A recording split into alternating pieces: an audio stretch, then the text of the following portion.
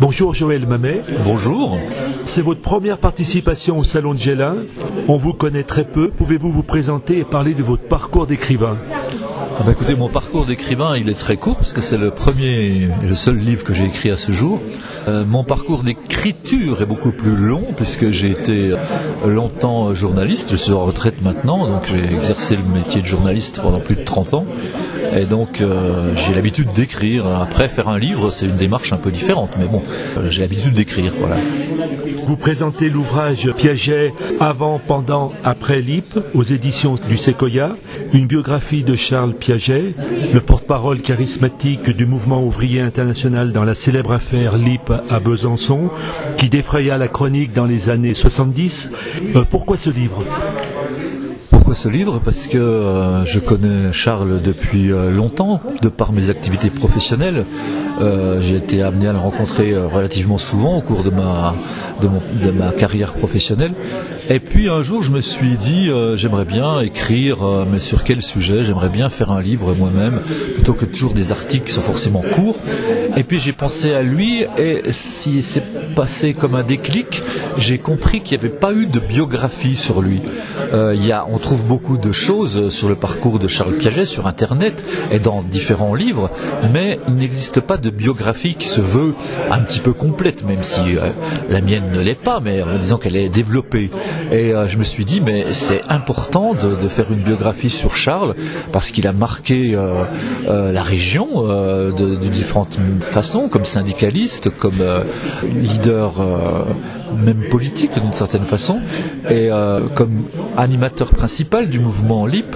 Et donc c'est important de raconter d'où il vient avant d'avoir été celui qu'on connaît un peu, et c'est important de dire comment il est arrivé là où il est arrivé, pourquoi il a réussi à émerger comme ça et devenir quelqu'un de très connu dans le mouvement syndical et social franc-comtois et au-delà. Et pour écrire cet ouvrage, vous avez eu besoin de faire un gros travail de documentation. Comment avez-vous procédé ? Un gros travail de documentation, je dirais pas oui.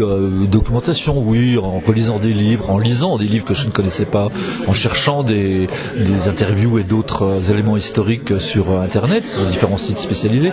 Mais l'essentiel, je l'ai fait avec des entretiens avec Charles, chez lui, et puis en allant voir aussi des gens qui le connaissaient, des gens de sa famille, ses enfants, et puis des gens qui l'ont connu chez Lip, des copains à lui de chez Lip. C'est essentiellement les gens que j'ai rencontrés, donc des entretiens et des lectures.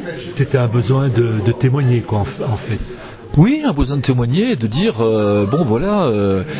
cette personne-là que moi j'estime beaucoup, j'ai toujours beaucoup estimé, elle mérite bien qu'on fasse un livre sur elle en creusant un peu le sujet, en sortant un peu de Lip, en le gardant toujours à l'esprit, en rappelant toujours ce qu'il a fait chez Lip, mais en se contentant pas de ça. Voilà, en parlant de ce qu'il a fait avant, de ce qu'il a fait pendant et de ce qu'il a fait après, d'où le titre du livre. D'accord. Est-ce qu'on peut déterminer un public pour ce livre ? C'est difficile de déterminer un public. On a l'impression qu'on va pas trop toucher les plus jeunes, mais voilà. Depuis qu'on fait ces séances de dédicaces, il y a quand même pas mal de gens qui viennent et qui sont heureux de retrouver Charles, ou de le trouver tout simplement parce qu'ils ne l'ont jamais rencontré. Et donc voilà, on pense que ça peut aussi intéresser les historiens qui n'ont pas forcément eu l'occasion d'approfondir tel ou tel aspect de la vie de Charles. Donc c'est ça le public qu'on cherche, historiens, universitaires et gens qui l'ont côtoyé de près ou de loin. Et vous avez dit que vous aviez l'habitude d'écrire. Est-ce que vous pensez continuer dans ce travail d'écriture ?